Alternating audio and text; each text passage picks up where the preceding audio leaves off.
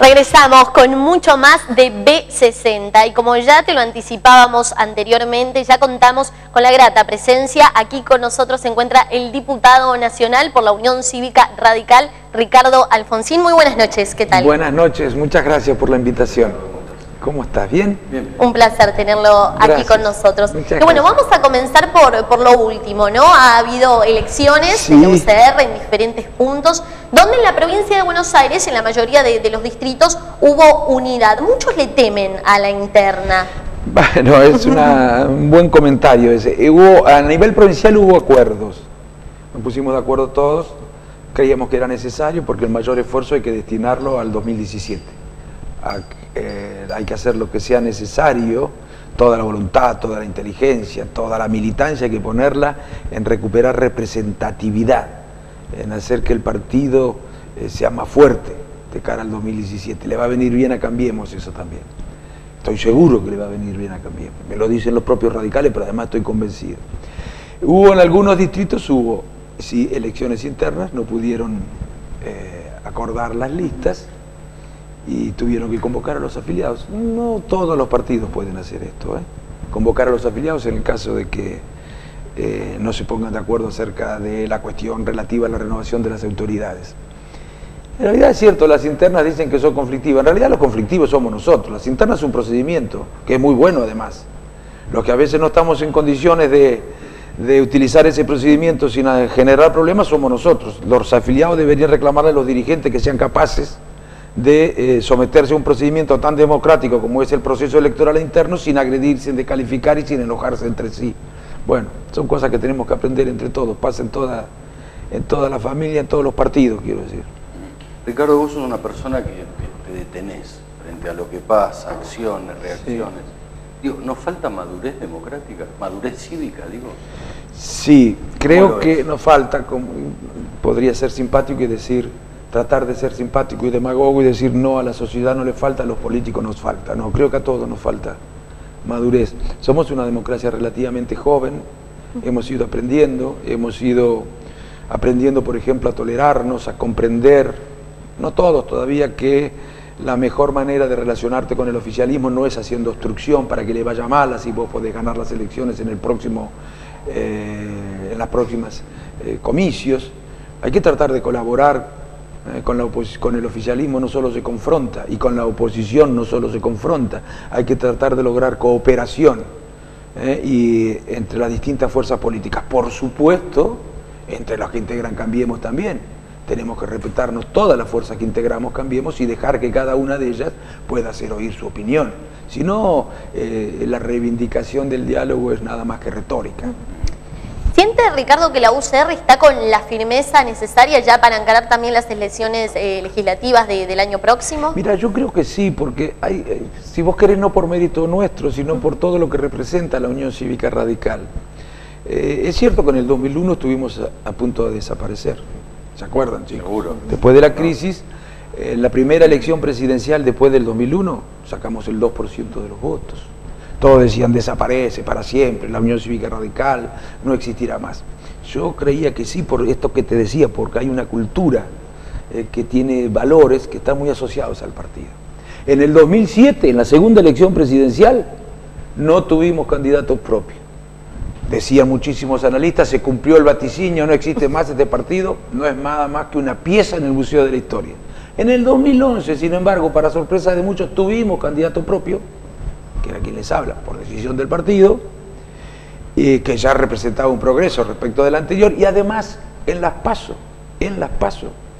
después del 2001, después de los guarismos anteriores, obtuvimos casi el 13% de los votos.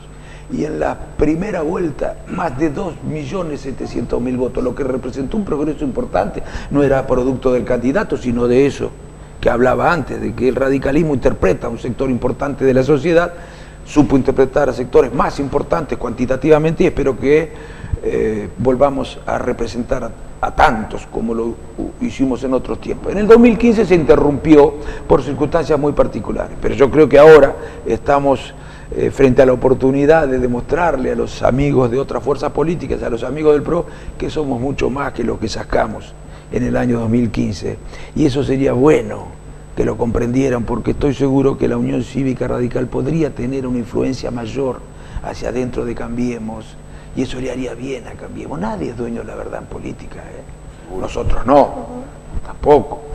Pero tampoco el Frente para la Victoria, tampoco el Frente Renovador y tampoco el PRO.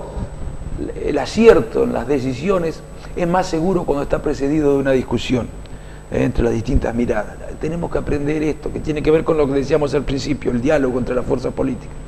Relacionado con la pregunta de Lara y con tu respuesta, ¿están conformes hoy con la representatividad que tienen dentro de Cambiemos entonces? Bueno, nos la dio la ciudadanía. A mí me hubiera gustado que ganara Ernesto Sanz, pero la ciudadanía nos dio la representación que hoy tenemos. De todas maneras, si bien yo respeto la caracterización que hace el presidente de la República respecto de Cambiemos, cuando dice que no somos una coalición de gobierno, lo cierto es que nosotros hemos contribuido a que llegue PRO al gobierno, y nuestra principal responsabilidad es tratar de influir en las decisiones para que las mismas sean las correctas.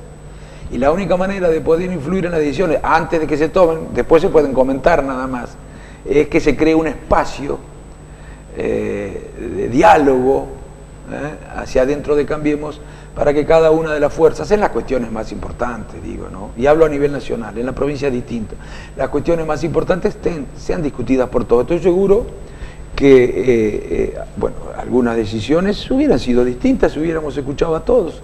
Estoy seguro que hubiéramos podido convencer de que es mejor la decisión que nosotros hubiéramos propuesto, si hubiéramos tenido la posibilidad, que la que en definitiva se tomó, y la realidad no. Estoy seguro porque la realidad nos dio la razón. Ricardo, dejando un poquito de lado esto que tiene que ver con lo político y metiéndonos con el trabajo que se está llevando a cabo en la Cámara, hace muy poquito se ha aprobado la ley del arrepentido, si cree que va a dar verdaderamente resultado, teniendo en cuenta los parámetros de inseguridad que se viven, y por otro lado, si cree que algún empresario o algún político va a hacer uso de esto, de la ley del arrepentido. Bueno, yo decía antes que nadie es dueño de la verdad. Es decir, ¿qué quiere decir cuando toma una decisión? Que no tiene la certeza de que el efecto buscado efectivamente se cumplirá. Solo el tiempo lo demuestra, en las cosas más importantes, en las cosas que justifican la política, no en la tarea de administración, digamos, en una gestión. El tiempo lo demostrará. Yo creo que sí, porque ha ocurrido en otros países.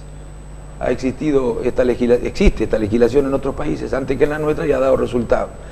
Y espero que haya no solamente empresarios arrepentidos, funcionarios arrepentidos que inculpen a los empresarios también, porque cuando pensamos en la figura de arrepentido tendemos a pensar en el empresario que se arrepienta. No, yo espero que haya funcionarios también, que se arrepientan y denuncien a quienes han sido cómplices, porque la corrupción siempre es de a dos. No hay corrupción del funcionario si no hay una contraparte o un cómplice del corrupto, del funcionario corrupto en el sector privado.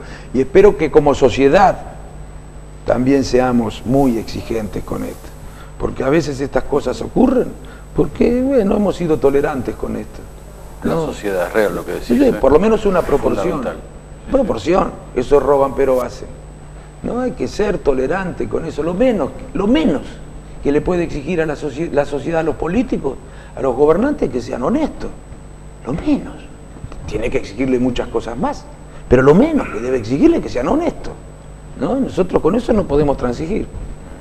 Seguramente. Y a eso voy, ¿no? Digo, durante 12 años un sector hizo mucho, pero también están los que dejaron hacer, ¿no? Relacionado con esto.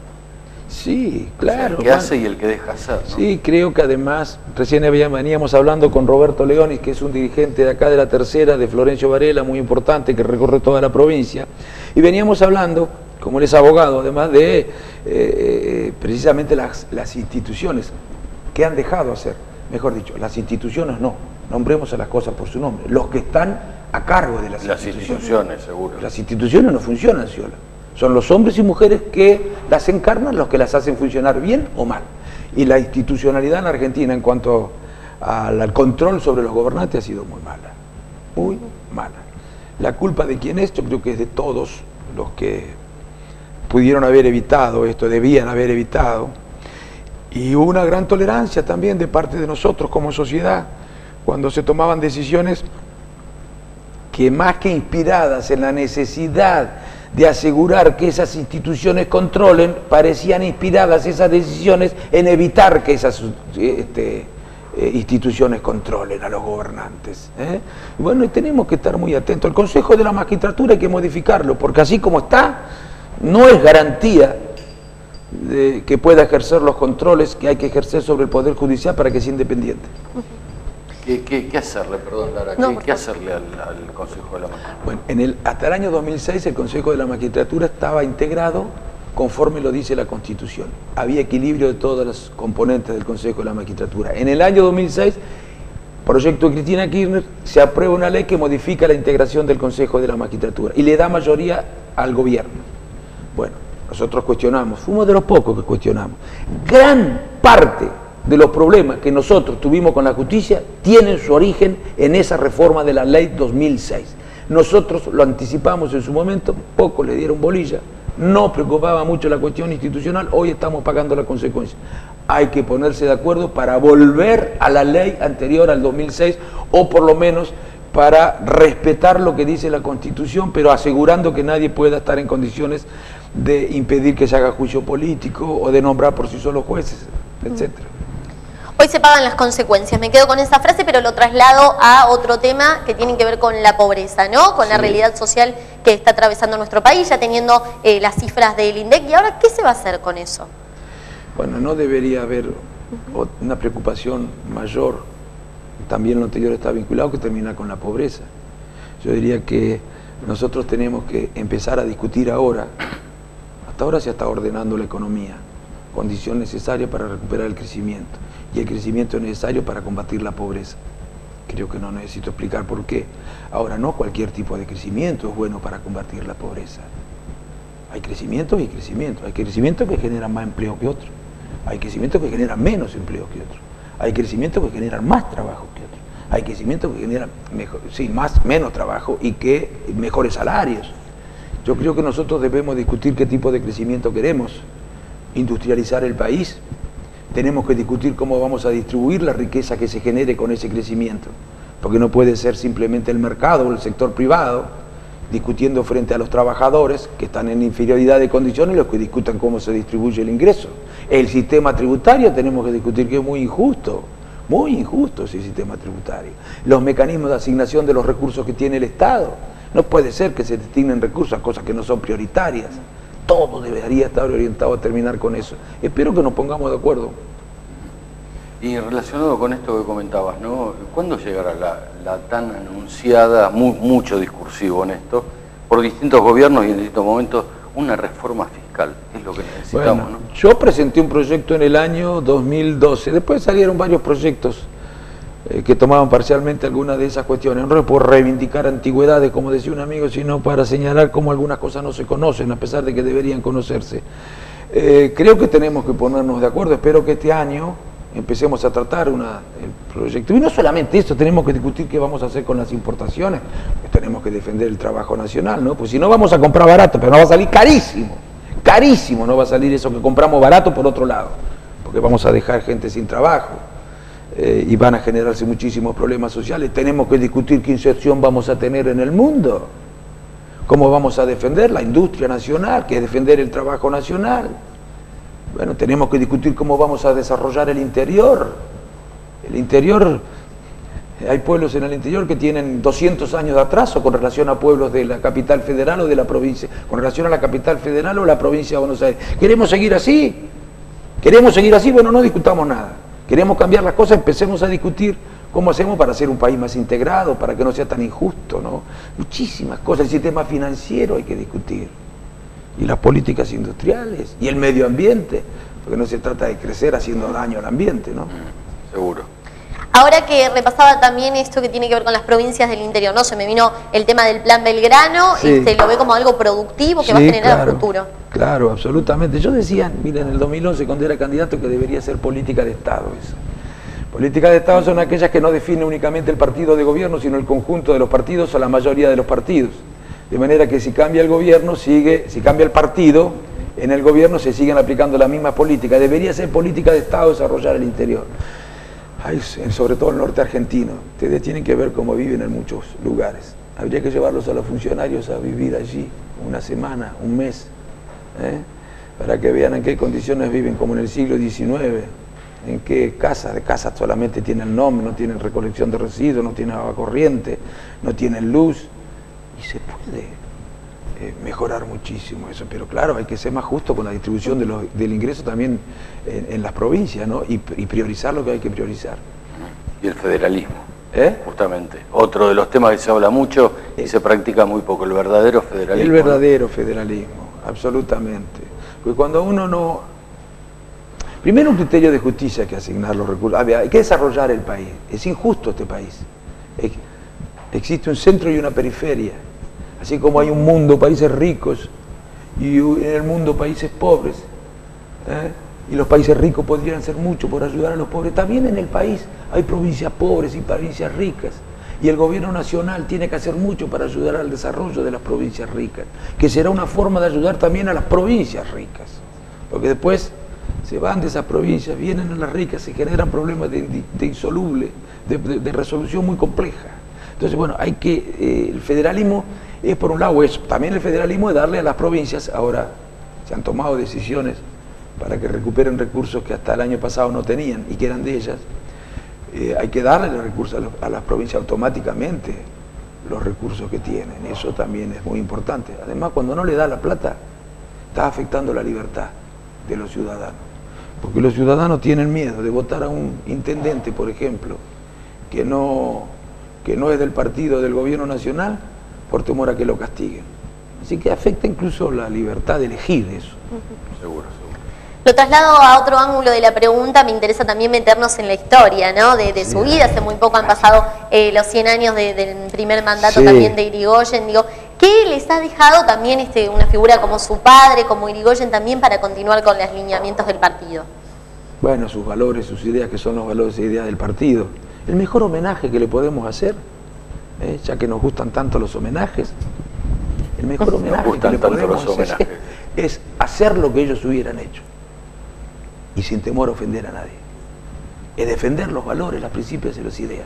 Y cuando entendemos que determinadas decisiones son contrarias a esos valores, principios y ideas, señalar de manera constructiva y respetuosa en nuestras diferencias y tratar de hallar consensos, o por lo menos explicar las razones por las cuales tenemos diferencias, a ver si podemos convencerlos de que hay que tomar decisiones que desde nuestro punto de vista son mejores. Ese es el mejor homenaje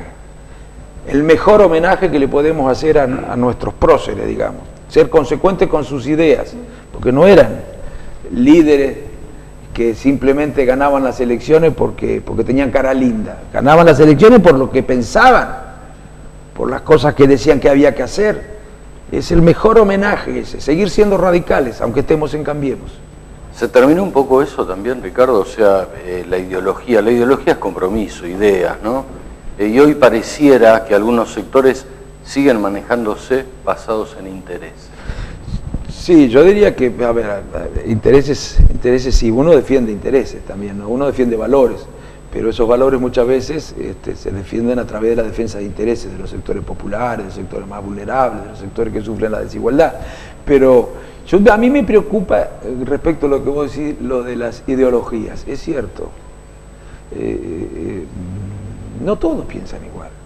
Si querés llamarlo ideología, izquierda, derecha, norte, sur, arriba, abajo, no sé cómo lo quieras llamar, pero no todos piensan igual. Y lo cierto es que la sociedad sí se ha desideologizado, se ha despartidizado. Pero lo más grave es que los dirigentes de los partidos se desideologizan y se despartidizan y se ciñen a las encuestas. Y muchas veces a los medios, porque los medios tienen capacidad para formar opinión.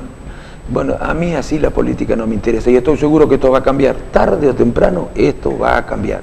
Así como la sociedad exige ahora más transparencia, más república, más seriedad, también va a exigir de los candidatos que le digan claramente qué visión de país tienen y no que le digan simplemente consignas.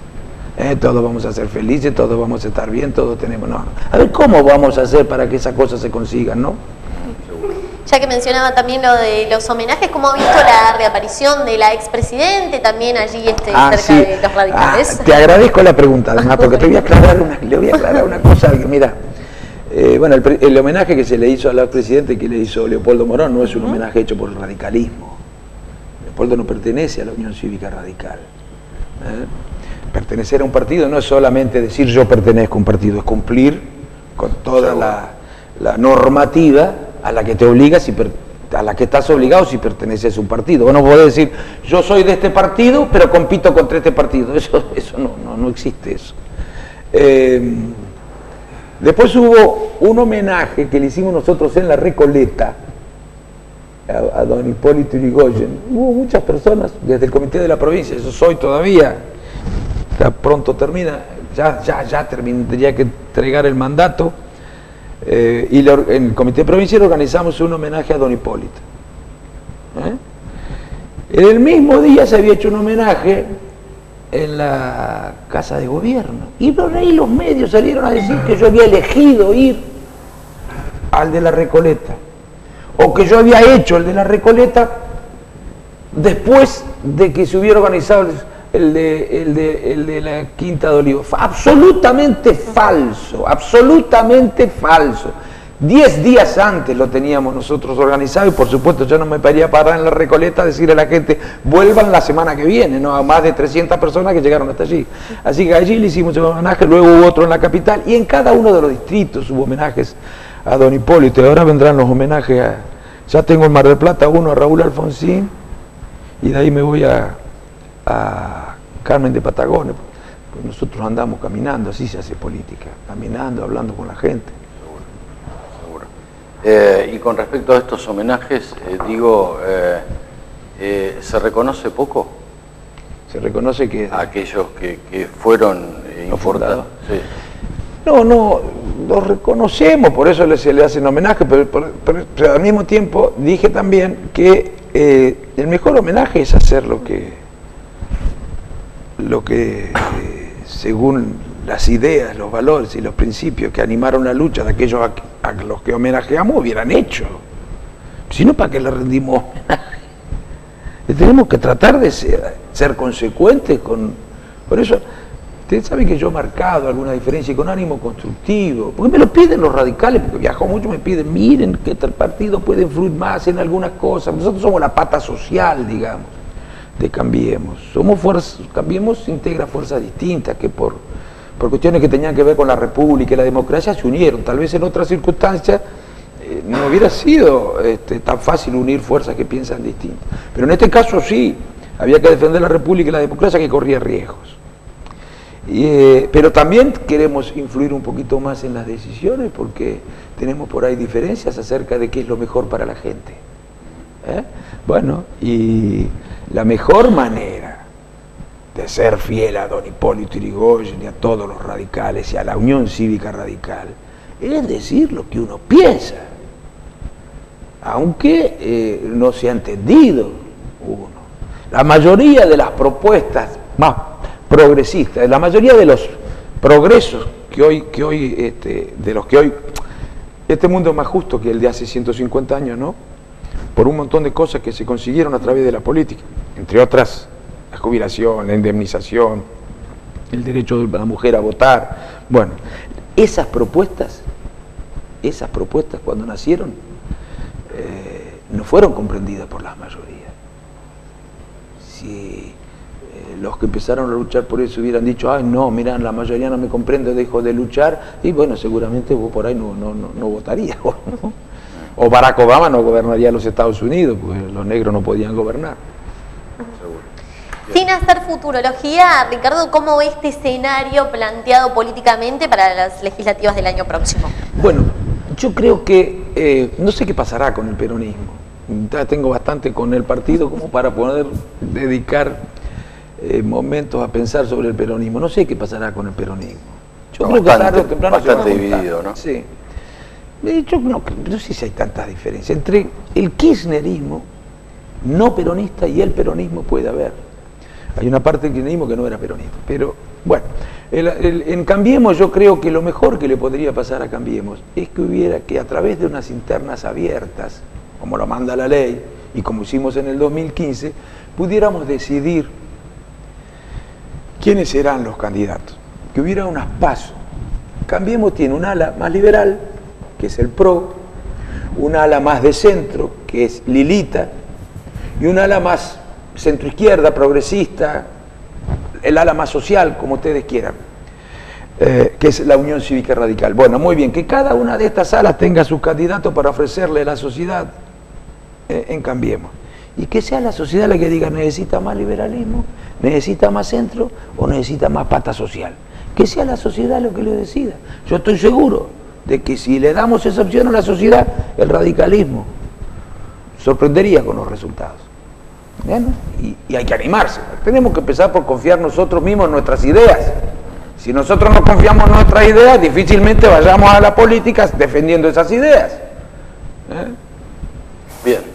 Muchísimas gracias, diputado. Ha sido un placer. No, gracias a ustedes. Gracias, un abrazo Ricardo. grande. Lo Muchas esperamos gracias. siempre.